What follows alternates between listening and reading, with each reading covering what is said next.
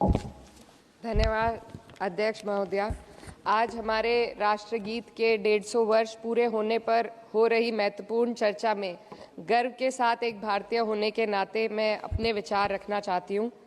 सदन में इतिहास को तोड़ मरोड़ कर पेश करके फिर से मुस्लिम तुष्टीकरण के नाम पर भारतीय मुसलमानों को कटघरे में खड़े करने की कोशिश की जा रही है। लेकिन मैं सदन में बताना चाहूँगी कि हम भारतीय मुसलमान जिन्ना के आह्वान को ठुकराकर अपने इस प्यारे वतन की मिट्टी के साथ मजबूती से जुड़े रहे। हमने महात्मा गांधी, बाबा साहब डॉक्टर भीमराव अंबेडकर, रविंद्रनाथ टैगोर जी, सुभाष चंद्र बोस जी, मौलाना अबुल कलाम आज़ाद, अशफाक उल्लाह खां साहब के विचारों को अपनाया। हम भारतीय मुसलमान इंडियंस बाय चॉइस हैं, बाय चांस नहीं। वंदे मातरम के किन छंदों को राष्ट्रगीत के तौर पर अपनाया जाए, यह फैसला सर रविंद्रनाथ टैगोर और सुभाष चंद्र बोस जी जैसे नेताओं के परामर्श के बाद हुआ। क्या अब हम उन महान नायकों की समझ पर प्रश्न चिन्ह उठाएंगे? उन्हें देश को बांटने वाला और तुष्टीकरण करने वाला कहने का पाप करेंगे? उन महान हस्तियों ने वंदे मातरम के उन छंदों को अपनाया जिन्होंने देश के हर वर्ग, हर धर्म के मानने वालों को एक सूत्र में पिरोने का काम किया। और मैं एक घटना आप लोगों के सामने रखना चाहती हूँ। वर्ष 1998 में उत्तर प्रदेश सरकार के मंत्री रविंदर शुक्ला जी ने स्कूलों में राष्ट्रगीत को गाना अनिवार्य कर दिया था। लेकिन तब के तत्कालीन प्रधानमंत्री अटल बिहारी वाजपेयी जी ने, जो उस समय लखनऊ के दौरे पर थे, उत्तर प्रदेश सरकार के इस फैसले पर नाराजगी जताई और यूपी सरकार ने राष्ट्रगीत को अनिवार्य करने वाले मंत्री को बर्खास्त कर दिया था। अब मैं सत्ता पक्ष से सवाल करना चाहूंगी।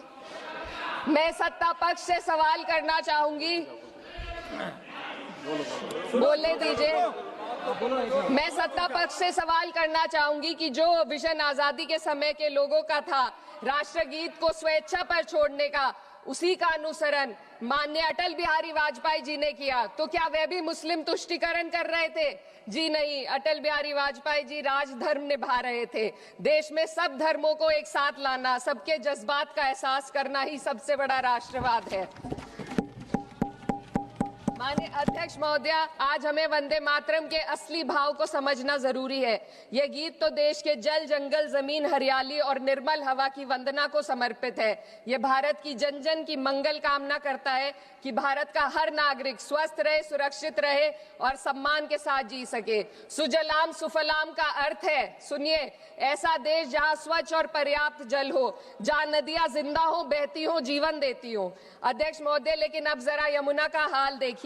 दिल्ली प्रदूषण नियंत्रण समिति की 2025 की रिपोर्ट बताती है कि यमुना के कई हिस्सों में बीओडी स्तर 127 mg पर लीटर है तक पहुंच चुका है, जबकि किसी जीवित नदी के लिए ये 3 mg पर लीटर से कम होना चाहिए। ये सिर्फ नदी का संकट नहीं है, ये किसान का संकट है। नमामि गंगे के नाम पर हजारों करोड़ रुपए खर्च हो गए, लेकिन सच्चाई ये है कि आज भी गंगा और यमुना के किनारे किसान मजबूरी में उसी जहरीली पानी से खेती कर रहा है। वही जहर अनाज में उतरता है और वही जहर किसान की जिंदगी को धीरे धीरे खत्म कर देता है। अध्यक्ष महोदय, जब पानी जहर हो जाएगा तो सुजलाम कैसे होगा? जब किसान बर्बाद होगा तो सुफलाम कैसे होगा?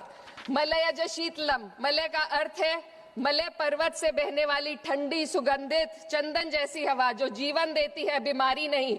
आज मैं इस सदन से पूछना चाहती हूँ, क्या आज के भारत की हवा मलयज शीतलम है? नहीं अध्यक्ष जी, बस संसद से बाहर कदम रखिए, एक गहरी सांस लीजिए। ये चंदन की महक नहीं, ये जहर है जो आपके हमारे फेफड़ों में उतर रहा है। दुनिया के 20 सबसे प्रदूषित शहरों में से 13 भारत में है। दिल्ली की हवा में सांस लेना मानो रोज 20 सिगरेट पीने जैसा हो। भारत हर साल सर्दियों में जहरीली हवा के प्रकोप में घिर जाता है। AQI गंभीर स्तर पर आ जाता है।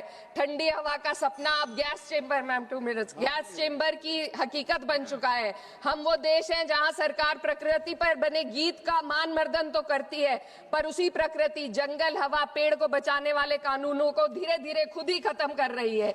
ये है आज के हमारे मलयज शीतलम की अफसोसजनक सच्चाई। अगर हम हवा को साफ नहीं कर पाए तो न सुजलाम बचेगा, न सुफलाम बचेगा।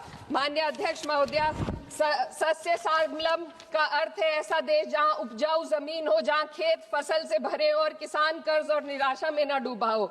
आज किसान सिर्फ मौसम से नहीं लड़ रहा, वह प्रदूषण, नीतियों की बेरुखी और सिस्टम की नाइंसाफी से लड़ रहा है। एक तरफ कॉर्पोरेट के लोन माफ होते हैं, दूसरी तरफ किसान को उसकी वाजिब एमएसपी भी नहीं मिल पाती है। आप ग्लोबल सुपर पावर बनने की बात करते हैं, लेकिन हमारी पर कैपिटा इनकम दुनिया में 136वें नंबर पर है। हम अपने छोटे पड़ोसी देश से भी पीछे हैं। हमारे लोग $2,500 तक भी नहीं कमा पा रहे एक साल में, और जिन अरबपतियों की ये रक्षा करते हैं वो इतना पैसा एक सेकंड में कमा लेते हैं। आज वंदे मातरम को बुनियाद बनाकर राजनीति की जा रही है, लेकिन जमीन पर जंगल पूंजीपतियों को सौंपी जा रही है, आदिवासियों को उनके घरों से उजाड़ा जा रहा है।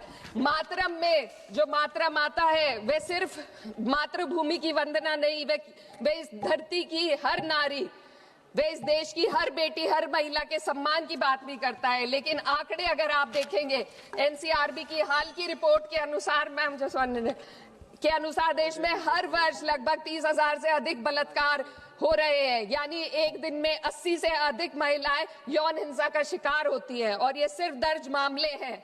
जब जम्मू कश्मीर की एक बच्ची हिंसक अत्याचार का शिकार होती है, जब सत्ता से जुड़े लोगों पर आरोप लगते हैं और कार्रवाई वर्षों लटक जाती है, जब उन्नाव की पीड़िता लखनऊ के दरबार में इंसाफ को लेकर अपनी जान देने पर आमादा होती है, जब बिल्किस बानो के अपराधियों का सरकार के लोग द्वारा स्वागत किया जाता है, तो ये घटनाएं वंदे मातरम की आत्मा पर चोट पहुंचाती है।